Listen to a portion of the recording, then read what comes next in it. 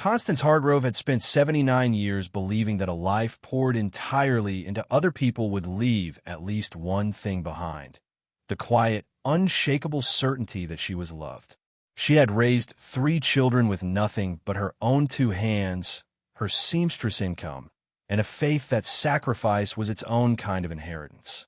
What she received instead, on an ordinary Tuesday morning in October, was an eviction notice slipped under her bedroom door by her own son, and 3 sets of eyes that couldn't hold her gaze long enough to feel the weight of what they were doing. Evicted at 79, with nothing but a worn suitcase and a dying promise her mother had whispered to her 44 years ago, Constance walked alone down a cracked road toward an old property on the edge of Dunmore Falls, Tennessee, a place her family had long dismissed as worthless and forgotten. But what waited for her in her mother Lillian's locked attic wasn't junk or dust or the hollow echo of a life already lived. It was something that would bring the most powerful and respected man in Dunmore Falls to his knees before the week was out, begging for forgiveness in front of everyone who had ever believed his lies. Before we jump back in, tell us where you're tuning in from, and if this story touches you, make sure you're subscribed, because tomorrow I've saved something extra special for you. Constance Connie Hargrove had lived in a small yellow house on Birchwood Lane for 21 years. It wasn't her house, had never technically been hers in the way that lawyers and deeds and property records understood ownership, but it had been her home in every way that actually mattered to a human being. She had scrubbed those floors and painted those baseboards and coaxed roses out of the stubborn clay soil in the backyard every spring. She had buried her husband, Arthur, from that house, had watched her grandchildren take their first steps on that worn hardwood floor, had spent 21 years paying rent on time every single month to an elderly landlord named Mr. Pershing, who had shaken her hand in 2003 and said, with the easy confidence of a man who expected to live forever, that she could stay as long as she needed to. He had meant it kindly. He had meant it genuinely. But Mr. Pershing had passed away the previous spring at the age of 88. And his son, a developer from Nashville who had visited Dunmore Falls exactly twice in the past decade, had inherited the property and wasted no time putting it on the market. Constance had no formal lease, just a handshake and 21 years of faithful payments and the kind of unwritten trust that existed between decent people, which turned out to mean absolutely nothing in a court of law. The new buyers had given her 60 days. Her children had given her excuses. Warren, her oldest at 55, had a 4-bedroom house in a quiet suburb of Knoxville. He had a home office he used twice a week and a guest room that hosted visitors roughly 4 times a year. When Constance had asked, carefully, gently, trying not to make him feel cornered, if she might stay just long enough to get on the waiting list for senior housing and find something suitable, he had exhaled the long, controlled breath of a man performing patience and told her that Linda, his wife, had certain boundaries around her personal space that he had to respect. He'd said it the way people say things they've rehearsed, the words smooth and practiced and completely without warmth. Diane, her 53-year-old daughter, had been softer about it, but no less firm. She traveled constantly for her job in corporate consulting, she explained. She was almost never home. Her apartment was small. The timing was genuinely terrible. She said this last part with a wince that might have been guilt or might have been irritation, and Constance could no longer tell the difference between the two on her daughter's face.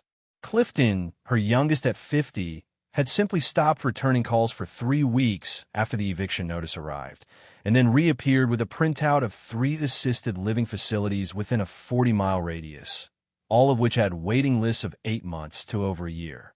He'd set the papers on the kitchen table like he was presenting a business solution and said, "This is probably the most realistic path forward, Mom," as though she were a logistics problem that had finally been solved. She was not a logistics problem. She was her mother. She had worked 6 days a week for most of her adult life, taking in sewing and alterations. She had mended the clothes of half of Dunmore Falls while raising 3 children largely alone after Arthur's hours at the mill became erratic and his health began its slow, quiet decline.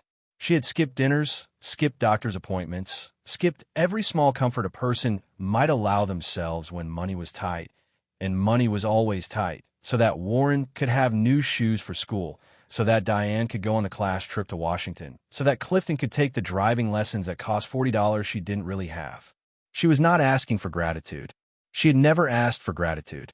She was asking for a room and a few months of patience while she figured out what came next. And all three of them had said no in their own particular ways. Each refusal dressed up in the language of practicality, as though practicality were the same thing as decency. On the morning of October 14th, a Tuesday, she stood on the sidewalk in front of the yellow house on Birchwood Lane and watched Warren direct two men from a charitable donation organization as they loaded the last of her furniture and belongings into their truck. Not his truck, not a storage unit where things might be retrieved later. A donation truck, operated by strangers, whose job it was to sort through the remnants of her life and decide what had value and what should be discarded. Diane, who had been standing several feet away on her phone, lowered the device and walked over with an expression that managed to be simultaneously apologetic and impatient. "Mom, we can't solve all of this right now, standing on a sidewalk. You have to start somewhere. You can't just stand here expecting things to work out." "I have somewhere to go," Constance said, the words arriving before she had fully decided to say them. "Your grandmother's old property. The main house is long gone, but the land is still in the family trust. There's a structure in the back, the attic room above the old carriage house. It's built into the hillside. I believe it's still standing." "I'm not suggesting anything," Constance said calmly, picking up her suitcase from the sidewalk. "I'm telling you where I'll be. If any of you ever decide you'd like to check on me, though I won't hold my breath waiting for that particular moment, that's where I'll be. Your grandmother's property, off Route 9, past the old grain mill." She did not look back as she walked away.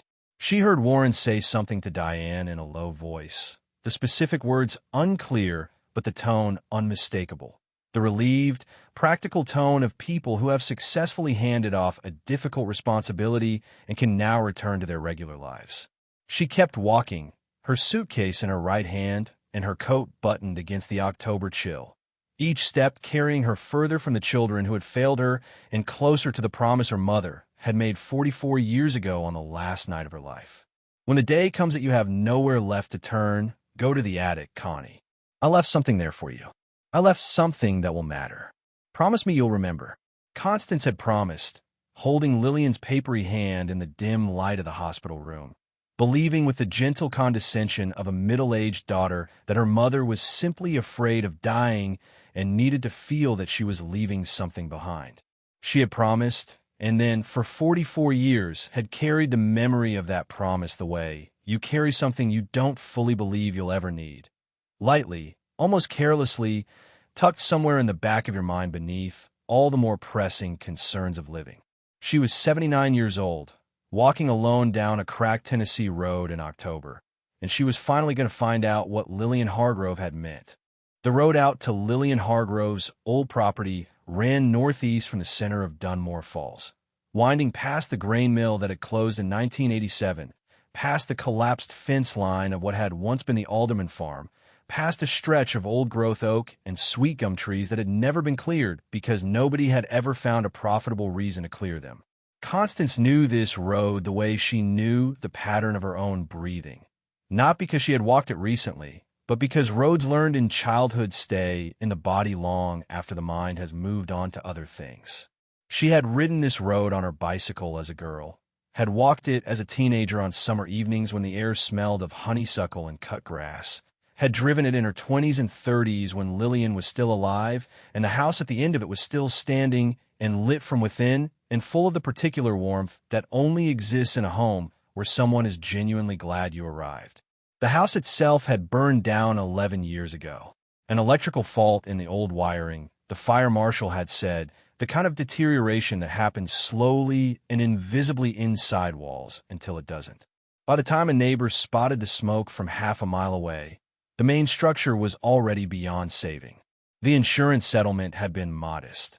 Lillian had been gone for years by then, and the property had been sitting in the family trust, technically belonging to all of her descendants in equal and complicated shares, practically belonging to no one because no one had taken responsibility for it. The insurance money had been divided and distributed. Constance's share had gone to a dental bill and 2 months of Arthur's medication. The land had simply remained, quietly accumulating property taxes that the trust paid automatically from a dwindling account, slowly being reclaimed by the Tennessee hillside that had always seemed vaguely impatient with the idea of human settlement. What had not burned, because it was entirely separate from the main house and set back into the slope of the hill behind where the house had stood, was the carriage house. It was a structure that dated to the early 1920s, built by Constance's grandfather, Edmund Hargrove, from local limestone and heavy-cut timber, designed with the solid, unornamented practicality of a man who built things to last and had no patience for decoration. The ground floor had housed Edmund's tools and, for a brief period, an actual horse and carriage before automobiles made both unnecessary. The upper level, accessed by an exterior staircase on the east side of the building and sealed with a heavy door that Lillian had fitted with a good padlock sometime in the 1970s, was what the family had always called the attic room, though it was less an attic in the traditional sense and more a full second floor that happened to be used for storage. Lillian had used it as her private space. Her sanctuary, she called it, in those later years when the word had taken on a particular weight and frequency that Constance had noticed but never fully understood at the time. She had gone up there alone in the evenings sometimes, especially in the years after Edmund died, and she would come back down quieter but somehow more settled, as though she had gone up with something unresolved and come down with it sorted. Constance had asked about it once, as a teenager, and Lillian had said simply, "There are things up there that matter, Connie.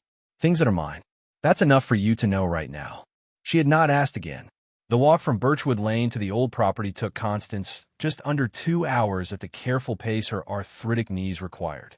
She stopped once at a gas station on Route 9 to fill a 2-liter water jug she'd packed in her suitcase and to sit for 10 minutes on a concrete curb outside the entrance, resting her feet and eating the last of a sleeve of crackers she'd brought. The young man at the register had looked at her age, at her suitcase, at the deliberate way she moved, with a particular mixture of curiosity and discomfort that people display when they encounter something that doesn't fit neatly into their understanding of how the world is supposed to work. She had thanked him for the water and kept walking. She turned off Route 9 onto the old gravel access road at noon. The gravel had mostly disappeared under years of encroaching vegetation, but the packed earth beneath it still held the shape of the road, and Constance followed it through the tree line and up the gradual rise toward where the house had been.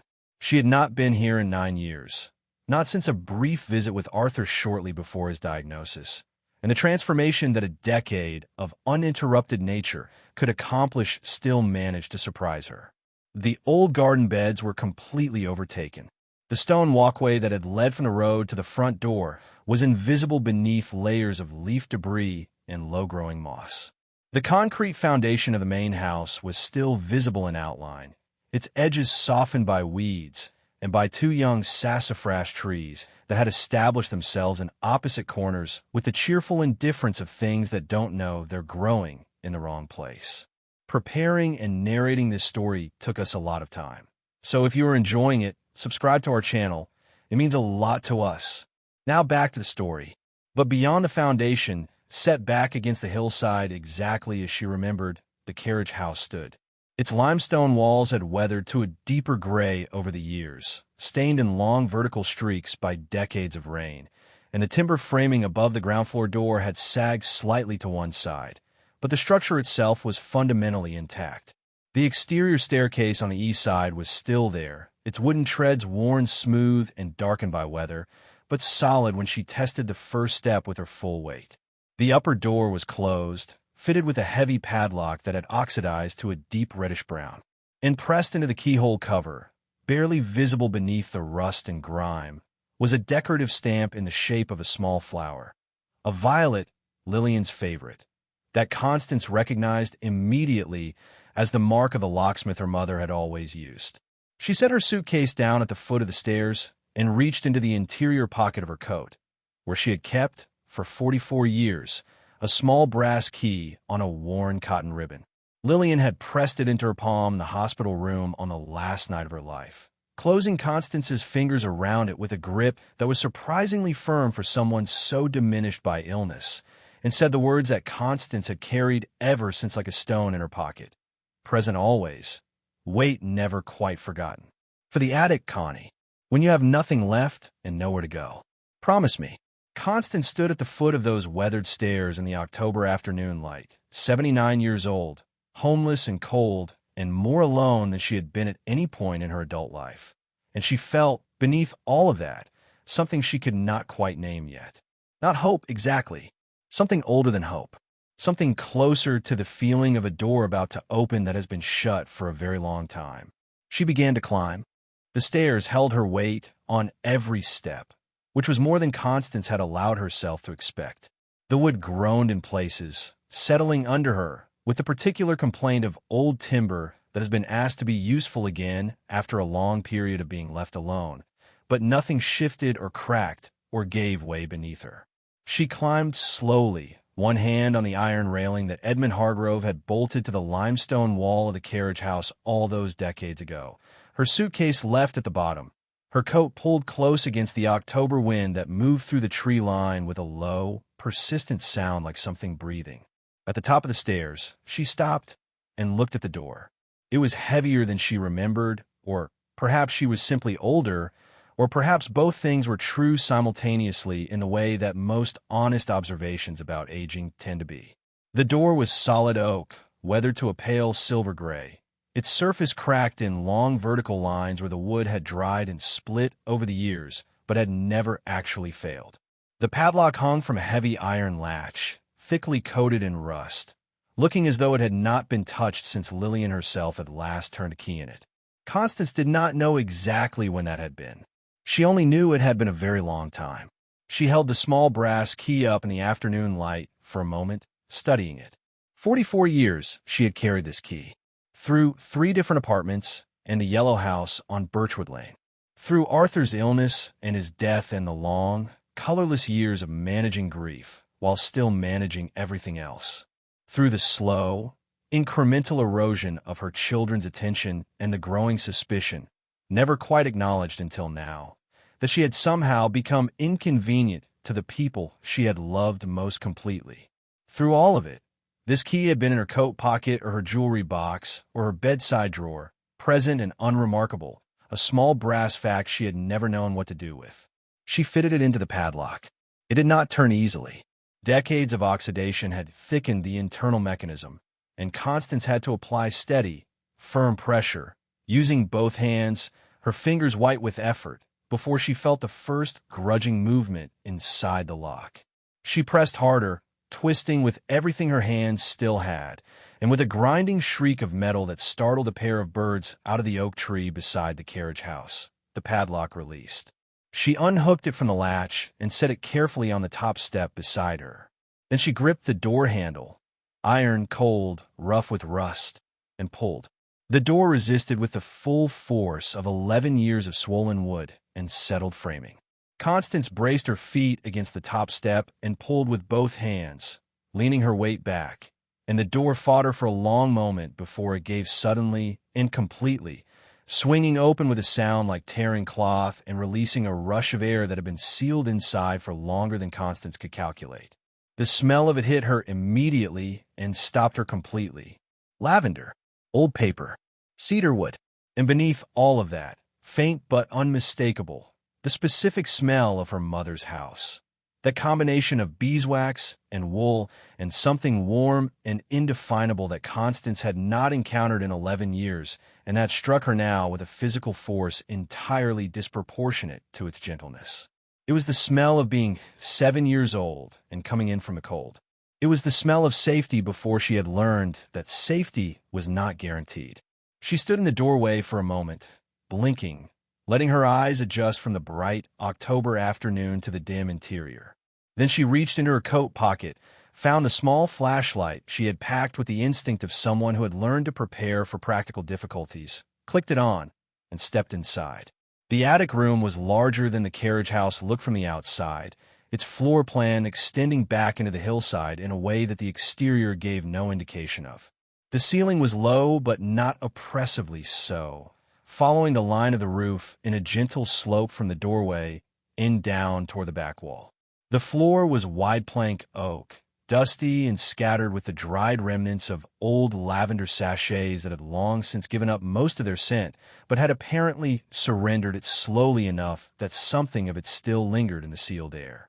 Shelves ran along both side walls, built directly into the framing, holding a careful and deliberate arrangement of objects: folded linens, old books with cracked spines, mason jars of buttons and spools, a ceramic lamp base without its shade, a wooden box of sewing tools that Constance recognized immediately as belonging to her grandmother before Lillian had inherited them. And at the back of the room, positioned against the rear wall with the careful intention of something placed rather than stored, was a trunk. It was not large, perhaps 3 feet wide and 2 feet deep, but it was solidly built, dark walnut with brass corner fittings that had gone green with age, and it sat on 2 wooden blocks that kept it off the floor in the way that someone who understood moisture and would have arranged it deliberately. A length of oilcloth had been draped over the top and tucked carefully around the sides, and when Constance peeled it back, the wood beneath was in remarkable condition, barely weathered, almost warm-looking in the beam of her flashlight. The trunk was sealed with dark red wax, applied in a thick continuous bead around the entire seam where the lid met the body, pressed and smoothed by hand so that the seal was complete and unbroken. And into the wax, at the center front where the latch would have been, a stamp had been pressed before the wax hardened. A small oval cameo depicting a woman in profile, which Constance recognized without any possibility of doubt as the brooch Lillian Hargrove had worn on the collar of her good dress every Sunday for as long as Constance could remember. The brooch she had been buried without, because someone had quietly removed it beforehand and brought it here. This was not an accident or an afterthought. This was deliberate. This was a woman who had known exactly what she was doing and had taken considerable care to do it properly. Constance knelt on the dusty floor in front of the trunk, her knees protesting, her flashlight balanced on the shelf behind her to illuminate the scene. She reached into her coat pocket and withdrew the small sewing kit she had packed from habit and decades of professional reflex: thread, needles, a pair of sharp embroidery scissors. With the scissors, working slowly and carefully, she broke the wax seal in sections, running the blade gently along the bead until the entire seam came free without damage to the wood beneath. She pressed her palms flat against the lid. She felt the particular stillness of a moment that knows itself to be significant. Then she opened it. The smell of lavender rose up immediately, fresh and concentrated from sachets tucked into every corner of the interior, sachets that had been sealed inside long enough to retain almost their full potency. Beneath the smell, visible in neat layers through several sheets of thin tissue paper, was fabric. Ivory fabric. Silk, from the way it caught the flashlight beam. And beneath the tissue paper, when Constance lifted it aside with hands that had begun to tremble without her having made any decision to tremble, was a dress. Not just any dress. Constance knew this dress. She knew its construction and its cut and the particular pattern of the lace at the collar because she had spent 3 weeks making it with her own hands in the spring of 1979, pouring into every stitch the hope of a woman who had been given, against all reasonable expectation, a second chance at happiness. It was the dress she had made for the wedding that never happened. The dress she had last seen 44 years ago, on the night everything fell apart. The dress she had assumed was long gone, lost or destroyed or discarded in the chaos of that terrible week, when Alderman Raymond Stokes had stood up in front of the Dunmore Falls Community Council and told a lie so deliberate and so complete that it had taken her entire life away in the space of an afternoon. She sat back on her heels, unable to breathe, staring at the dress that should not exist, that her mother had somehow found and preserved and hidden here with the careful, patient love of someone who had never stopped believing that truth would eventually matter. Beneath the dress, she could already see the edges of envelopes. Several of them, old and yellowed, addressed in handwriting she did not yet recognize. Her hand was shaking badly now. She reached in and picked up the first one. The envelope sat in Constance's hands unread for a long moment, while the memories she had spent 44 years deliberately not examining came back to her with the unstoppable force of water through a broken dam. She had been good at not examining them. She had developed, over the decades, a precise and practiced ability to redirect her attention the moment her mind moved toward that particular corridor of the past, to focus instead on the hem she was finishing, the invoice she needed to write, the grocery list, the weather, anything concrete and present that could serve as a wall between her and the memory of what Raymond Stokes had done to her in the spring of 1979.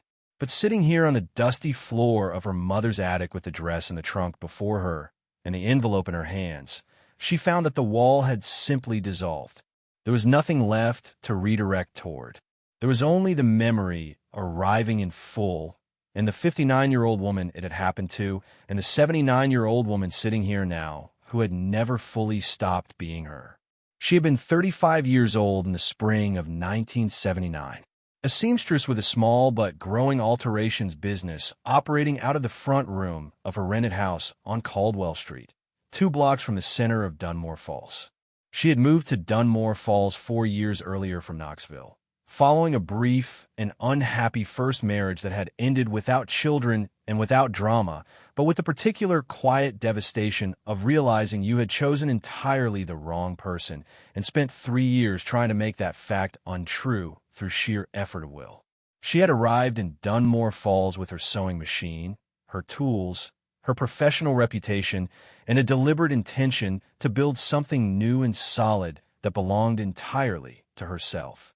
In late March, he had come to the shop after closing hours.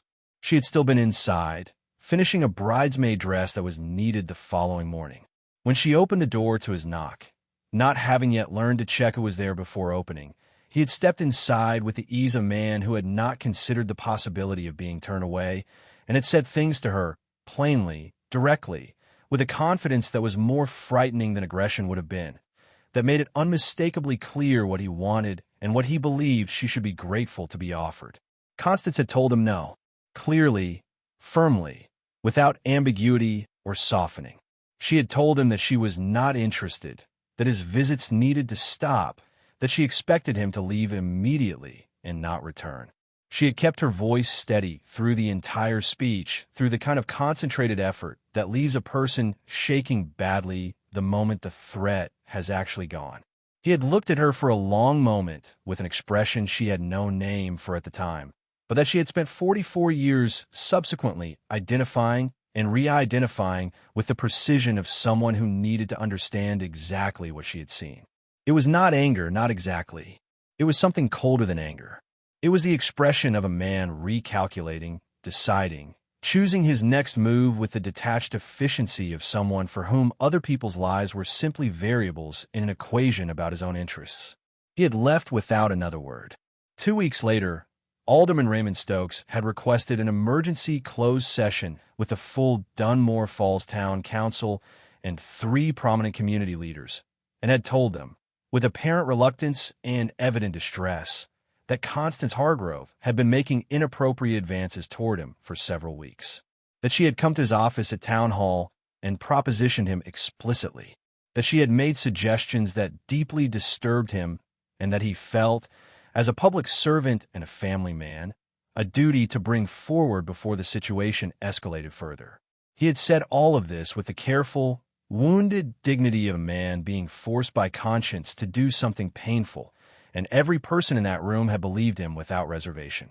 Why would they not? He was Raymond Stokes. He sat on the town council.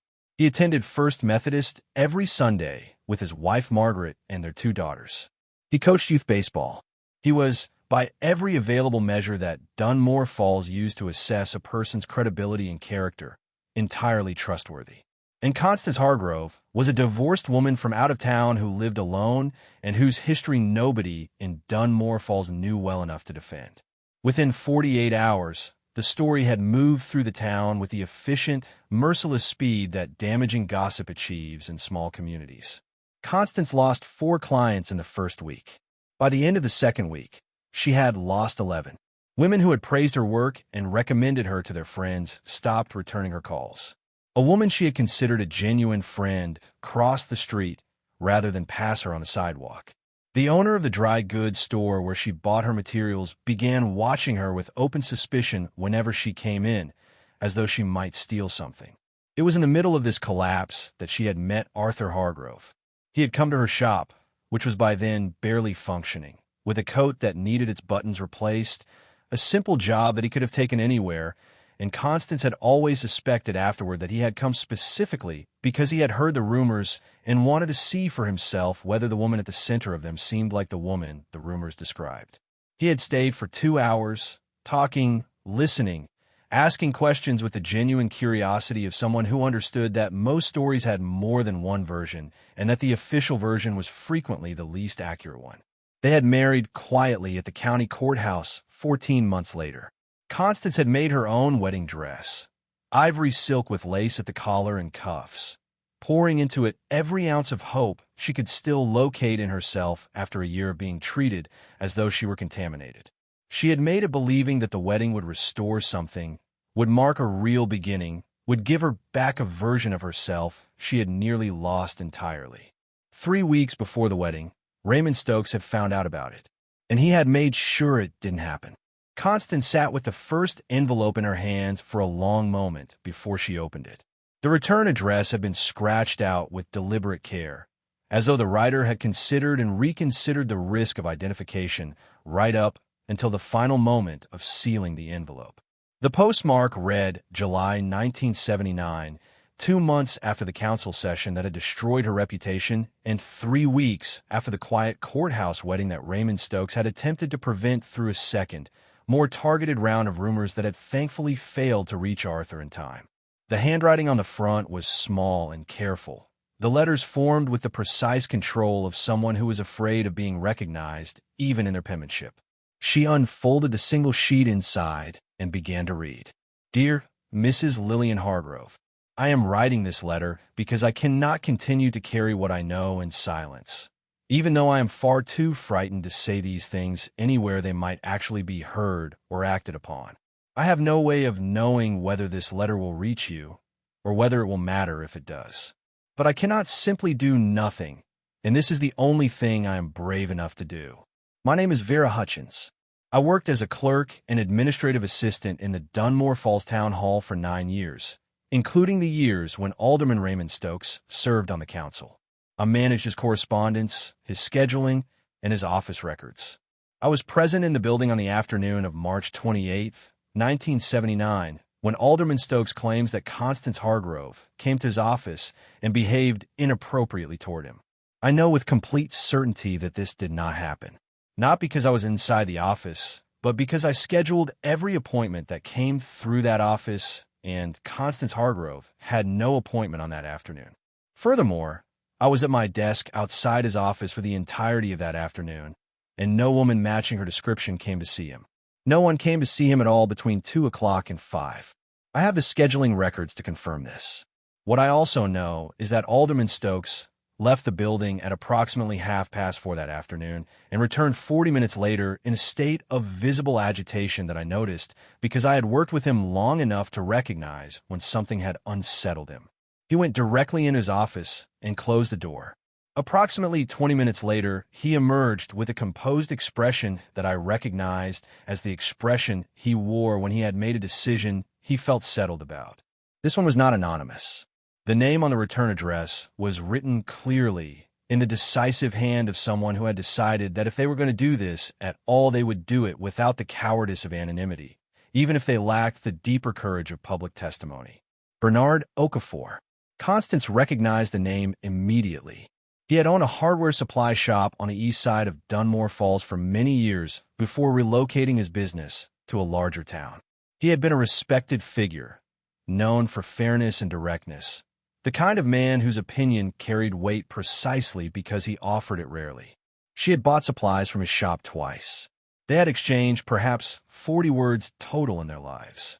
The postmark read September 1979.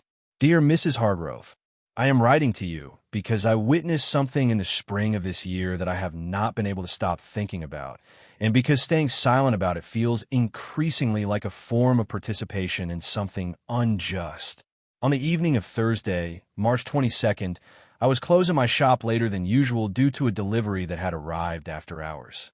At approximately 6:30, I was locking the rear entrance of my building, which faces the small parking area behind the row of shops on Caldwell Street.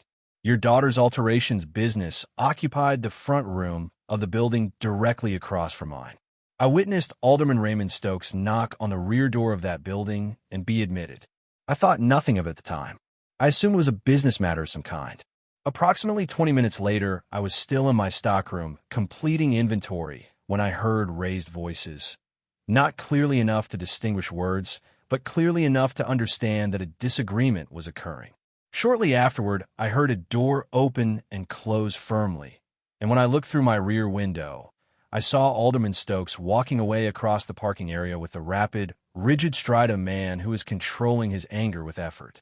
I did not understand the significance of what I had witnessed until the council session 2 weeks later, when he made his accusations against your daughter. I understood then, with absolute clarity, what I had seen. He had gone to her. She had refused him. He had left angry. Everything that followed was his retaliation. I wanted to come forward immediately. I discussed it with my wife at length. My wife reminded me that we have 2 outstanding contracts with businesses whose owners are close personal friends of Alderman Stokes, and that speaking publicly against him would almost certainly cost us those contracts and possibly others. We have employees who depend on that income. I made the decision that I am not proud of and have not stopped regretting. I am sending this letter to you because I was told by a mutual acquaintance that you are a woman of discretion and integrity who is trying to protect your daughter. I hope this account of what I witnessed is useful to you in some way, even if I am too much of a coward to say it where it would actually matter. I am sorry, Mrs. Hargrove. Your daughter deserved better than what this town did to her. She deserved better than what I did, which was nothing. Bernard Okafor. Constance folded the second letter and set it beside the first. 2 witnesses. 2 people who had seen pieces of the truth and documented them carefully and sent them to her mother because they could not stay entirely silent and could not find the courage to be entirely loud. She understood them. She could not forgive them, not fully, not yet, but she understood them. Fear was not an excuse, but it was a reality, and she had lived long enough to know that most people, when forced to choose between justice for a stranger and security for their children, chose their children. She would perhaps have done the same. She reached for the 3rd envelope. Constance spent that night in the attic room, wrapped in 2 old wool blankets she found folded on the bottom shelf. The trunk open beside her, the letters and the dress within reach. She did not sleep much. She did not try particularly hard to sleep. She lay in the darkness and thought with the focused clarity of someone who has passed through the far side of grief and arrived at something harder and cleaner. And by the time the gray light of early morning began to show at the single small window in the east wall, she knew exactly what she was going to do and exactly how she was going to do it. Raymond Stokes, she had learned from the occasional fragments of Dunmore Falls news that reached even her isolated life, was 88 years old now and still lived in the town. He had retired from the council 20 years earlier, but retained the particular social permanence of a man who had been significant for long enough that the town had simply absorbed his significance as a permanent feature of its identity. He still attended the monthly Dunmore Falls Community Founders Breakfast, held on the first Saturday of every month at the Community Hall on Main Street. A public event, open to all residents, attended by approximately 150 people drawn from every part of Dunmore Falls society. The first Saturday of October was in 2 days. Constance had 2 days to prepare. She had the letters, carefully folded and placed in the interior pocket of her coat. She had the dress, which she examined in the morning light with her seamstress's eye and found to be in extraordinary condition, preserved by the lavender and the sealed trunk and her mother's meticulous care. She had her sewing kit. She had her scissors. She had 44 years of accumulated patience that had finally, completely run out. She looked at the dress for a long moment. Then she began to work. She worked through the morning and into the afternoon with the focused precision of someone returning to the thing they have always done best. She removed the train, shortening the back to a practical walking length. She adjusted the neckline, changing its romantic softness into something more structured and intentional. She found a dark wool shawl in her suitcase and modified it into a wrap that gave the entire ensemble a dignity that was less bridal and more declarative. When she finally stood and assessed what she had made, in the small, compact mirror she'd packed, she saw someone she recognized from a long time ago. Not a defeated woman, not a homeless woman, not a woman whose children had laughed at her descent into a basement and walked away relieved. A woman who had something important to say and intended to be heard saying it. She rose before dawn on Saturday morning, dressed carefully, pinned her white hair into the neat and elegant style she had worn for important occasions throughout her adult life. And at 7:30 in the morning, she walked out of the attic room and down the weathered stairs into the cool October air and turned toward Dunmore Falls. He saw her when she was 15 feet away. She watched his face move through several expressions in rapid succession: confusion, recognition, and then, unmistakably, fear. He knew the dress, or he knew what it represented, or he simply recognized, in the specific quality of her approach, that something was about to happen that his 44 years of comfortable impunity had not prepared him for. She stopped directly in front of him. The conversations nearby had gone quiet. The quiet was spreading outward through the room like something physical. "Raymond Stokes," Constance said, and her voice was steady and clear and entirely without the trembling she might have expected after 44 years of silence. "I have something that belongs to the truth, and I intend to give it back right now, in front of everyone in this room." She reached in her coat and withdrew the 3 letters. The room was completely silent. "44 years ago," she said, "you stood in front of the people of this town and told a lie that took everything from me. You told them I had pursued you. You told them I had behaved inappropriately. You told them I was a woman of poor character who deserved to be treated as one." She paused, letting the words settle. "You lied. You pursued me. You came to my business after hours. You made propositions I rejected clearly and repeatedly. And when I refused you, you decided that if you could not have what you wanted, you would make sure I had nothing at all." Stokes opened his mouth. His face had gone the color of old ash. "I have a letter," Constance continued, holding up the first envelope, "from Vera Hutchins, who worked in your office and knew your scheduling records and knows that everything you claimed happened in your office on March 28th, 1979, is a fabrication. I have a letter from Bernard Okafor, who witnessed you coming to my business uninvited on the evening of March 22nd and leaving angry when I turned you away. And I have a letter from my mother, who can tell this entire room exactly how you came to her house and threatened her into silence when she tried to bring this evidence forward." She looked around at the faces surrounding her. Shock, discomfort, the beginning of something that looked like genuine reckoning. "I'm not asking you to take my word over his," she said. "I have never asked anyone to simply take my word. I'm asking you to look at documented evidence from multiple witnesses and decide what the truth is. Something this town failed to do 44 years ago because it was easier to believe a powerful man than an inconvenient woman." She turned back to Stokes. His coffee cup was in his hand, and his hand was shaking. "Did you lie about me?" she asked quietly. "Did you pursue me and lie about it when I refused you? Yes or no?" The silence was absolute. Somewhere at the back of the room, someone had their phone raised. The room waited.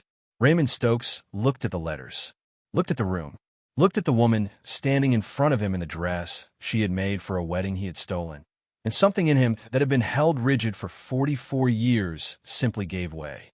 "Yes," he said. His voice was barely audible.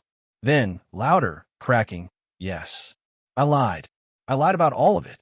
I pursued her, and she refused me, and I couldn't let her. I lied. God forgive me, I lied." The room erupted. The video appeared online before Constance had walked halfway back to the old property. Someone in the community hall had recorded the entire confrontation on their phone and posted it to a local Facebook group within minutes of it ending. And from there it had moved with the frictionless, accelerating momentum that social media gave to stories that struck a particular nerve in people. By the time Constance reached the carriage house and climbed the weathered stairs back to the attic room, the video had been shared 400 times. By evening, it had crossed into regional news feeds. By the following morning, it had gone fully national. The headlines arrived in waves. 79-year-old woman confronts official who destroyed her life 44 years ago. Elderly seamstress presents hidden letters proving decades-old lie. Tennessee alderman admits fabricating accusations against innocent woman after nearly half a century. Each headline found a slightly different angle on the same essential story, but they all contained the same core elements that had apparently resonated with an enormous number of people who had never heard of Dunmore Falls, Tennessee, and did not need to have heard of it to understand exactly what had happened there. By Monday morning, 2 television news crews had located Constance at Lillian's property. She let them come. She sat on the wooden steps of the carriage house in the October sunshine and spoke to their cameras with the same steady clarity she had used in the community hall, and she made sure they understood not just what Raymond Stokes had done 44 years ago, but what her children had done 2 weeks ago. She described the eviction notice slipped under her door. She described the donation truck carrying away her belongings. She described Warren's practiced flatness and Diane's impatient apology and Clifton's printout of assisted living facilities presented like a business solution. She described walking away from her home of 21 years with a single suitcase and spending her first night in an attic that had no power and no running water, because the alternative was having nowhere at all. The response to this part of the story was, if anything, more intense than the response to the confrontation itself. People were outraged on her behalf in the particular way that stories about elderly parents abandoned by their children generate outrage. A combination of genuine moral indignation and personal fear, the recognition that this was not an abstract injustice, but a specific and entirely possible one. Her story was shared in parenting groups and senior advocacy forums and general news feeds by people who wanted to make sure everyone they knew had seen it. A retired schoolteacher in Nashville wrote a long post about it that was shared 40,000 times in 24 hours. Raymond Stokes issued a written statement through a lawyer on Monday afternoon acknowledging that his 1979 accusations against Constance Hargrove had been false and expressing what the statement called profound remorse. The statement was careful and legal in its language, clearly written to minimize liability rather than genuinely reckon with what he had done, and people noticed. The response to the statement was substantially more negative than the response would have been to silence. 2 community organizations he had been associated with for decades requested his resignation from their boards before the week was out. The Dunmore Falls Town Council issued a formal public statement on Tuesday acknowledging that the 1979 proceedings against Constance Hargrove had been conducted without adequate scrutiny of the evidence presented and expressing the council's regret for the impact on her life and reputation. It was the careful, institutionally defensive language of a body trying to acknowledge wrongdoing without accepting legal liability, but it was public and it was on record, and it was more than Constance had ever expected to receive from any official body in her lifetime. Her children came on Wednesday, all 3 of them together, which told her they had coordinated beforehand, had rehearsed at least some of what they were going to say.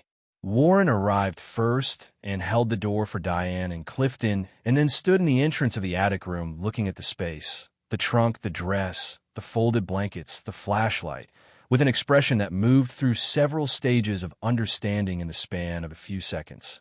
"Mom," he said, and his voice had lost the practiced flatness entirely. It was the voice of a man who had been genuinely shaken by something and had not yet finished being shaken. "We saw everything. The video, the news coverage, all of it. We need to talk about what we did." Constance looked at her 3 children standing in the doorway of her mother's attic room and felt the complicated weight of 44 years of unjust suffering and 3 weeks of fresh abandonment pressing simultaneously against something older and more fundamental. The simple, stubborn fact that she had loved these 3 people since before they existed and had never fully stopped. "Come in," she said. "Sit down." They sat on the floor, all 3 of them, in the dusty attic room, and for the first time in longer than any of them could accurately remember, they talked without performance or defensiveness or the careful management of guilt. Warren spoke first and at length about choices he had made and the reasons he had made them, and his growing understanding that reasons were not the same as justifications. Diane cried for the first 20 minutes, and then stopped crying and spoke very directly about the shame she felt. Not the shame of being seen on the news as a daughter who had failed her mother, but the deeper shame of understanding that she had known, somewhere beneath all her practical reasoning, that what she was doing was wrong and had done it anyway. Clifton said the least, but what he said was the most precise. He said that he had grown up hearing whispers about his mother's past and had never fully believed her version of events and had carried a low-level embarrassment about her for most of his adult life. And that understanding now that she had been telling the truth the entire time meant confronting not just what he had done 3 weeks ago, but what he had been doing in smaller and less visible ways for decades. A lawyer named Theodore Wynn contacted her on Thursday. He had seen the coverage, he explained, and wanted to offer his services pro bono because the case had moved him and because he believed there was a legitimate legal path worth pursuing. He laid out the situation carefully. Raymond Stokes had made false public statements that had directly damaged her professional reputation and her social standing over a period of 44 years. The documented evidence was exceptionally strong. The public admission was on video and had been widely distributed. There was, he said, a very solid civil case for defamation and economic harm. Constance thought about it overnight, weighing principle against practicality with the careful honesty of a woman who had learned that idealism was a luxury that required a financial floor beneath it. File it, she told Theodore Wynn on Friday morning. The settlement came 6 weeks after Theodore Wynn filed the case. Raymond Stokes did not fight it. His lawyers had apparently assessed the situation with the cold pragmatism of people who understood that a public admission on video, combined with 2 documented witness letters and a formal statement from the town council, left their client with no viable path to a successful defense. They negotiated efficiently and without drama, and the amount they agreed to was not extravagant, but it was enough. Enough to buy a small house outright. Enough to live on comfortably for the rest of her life without the constant background arithmetic of someone calculating whether they can afford both groceries and the electricity bill. Enough to leave something meaningful behind for the grandchildren who had reached out to her after the truth emerged, including Warren's youngest daughter, Clara, who had sent her a handwritten note, online notebook paper, that said simply, "Great-grandma, I think you are the bravest person I have ever heard of. I hope I can meet you properly someday." Constance had read that note 4 times and kept it folded in her coat pocket next to the place where the brass key had lived for 44 years. She bought a cottage on the western edge of Dunmore Falls, a modest place with 2 bedrooms and a deep front porch and a south-facing garden space that received good light from mid-morning through late afternoon. It was not grand. It was not impressive. It was exactly what she wanted, which was a place that was genuinely and legally hers, where she could close the door and know that no landlord's son in Nashville could sell it out from under her, where she could plant roses in the spring and sit on the porch in the evenings and feel, in a simple fact of ownership, a security she had not experienced since before Arthur died. She set up her sewing room in the 2nd bedroom immediately, arranging her machine and her tools and her thread collection with the practiced efficiency of someone who had done this many times in many different spaces. She put a small advertisement in the Dunmore Falls community newsletter offering alterations and custom work. The response was more than she could have anticipated. People came with garments and apologies in roughly equal measure. Some of them women who had withdrawn their business from her 44 years ago and wanted now to give it back. Some of them younger people who had simply heard her story and wanted to be part of whatever came next for her. She accepted the business from all of them and the apologies from some of them, using a calculus that was entirely her own and that she did not feel obligated to explain to anyone. The wedding dress, she had Lillian's trunk professionally cleaned and the dress itself treated by a textile conservator in Nashville who worked with historical garments and understood how to stabilize aged silk without damaging it.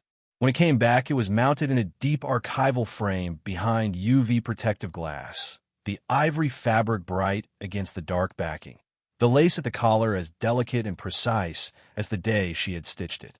She hung it on the wall of her front room, above the small writing desk where she kept her correspondence, where she would see it every morning when she came downstairs, not as a monument to what had been taken, as a record of what had been reclaimed. She was 80 years old when Clara came to visit for the first time, brought by Diane on a Saturday morning in early spring, 6 months after the confrontation in the community hall.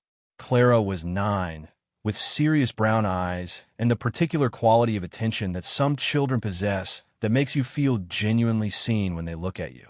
She stood in the front room and looked at the dress on the wall for a long time without speaking. And then she turned to Constance and asked, with the direct simplicity of a child who has not yet learned to soften questions, "Is that the dress from the story?" "It is," Constance said. "Did it feel scary?" Clara asked, standing up in front of all those people. Constance considered the question with the seriousness it deserved. "It felt necessary," she said finally. "Sometimes the things that feel necessary and the things that feel scary are exactly the same thing. And you have to decide which feeling gets to be in charge." Clara thought about this for a moment with visible concentration. "Can you teach me to sew?" she asked. Constance looked at her great-granddaughter, at those serious brown eyes, at the open and uncomplicated trust in her expression that had not yet been complicated by the accumulated disappointments of adult life, and felt something move through her chest that was warm and uncomplicated and real. Clara listened to all of it with the dress needle moving steadily in her small hands. And when Constance finished, she was quiet for a moment, and then she said, "So great-great-grandma Lillian saved you even after she was gone." "Yes," Constance said. "She did. I want to be like that," Clara said simply. "I want to be someone who saves people even after." Constance looked at her great-granddaughter and felt 44 years of unjust suffering sit quietly beside the present moment without overwhelming it, which was perhaps the closest thing to peace that a person could reasonably expect from a life as long and as complicated as hers had been. "You already are," she said. "You just have to keep choosing it." Outside the window, the spring garden was beginning. The roses she had planted along the south fence 3 weeks earlier were showing their first tentative leaves, small and bright green, and entirely committed to the business of becoming what they were meant to be. The afternoon light fell across the sewing room floor in long, warm rectangles. The dress hung on the wall in the front room, preserved and framed and permanent. The truth had waited 44 years. It had arrived exactly when it was needed. And Constance Hargrove, who had been evicted at 79 with nothing but a suitcase and a dying promise, who had climbed a weathered staircase in October with no idea what waited for her at the top, who had stood alone in front of 150 people and said the thing that needed to be said. Constance Hargrove was home. Up next, you've got 2 more standout stories right on your screen. If this one hit the mark, you won't want to pass these up. Just click and check them out. And don't forget to subscribe and turn on the notification bell so you don't miss any upload from us.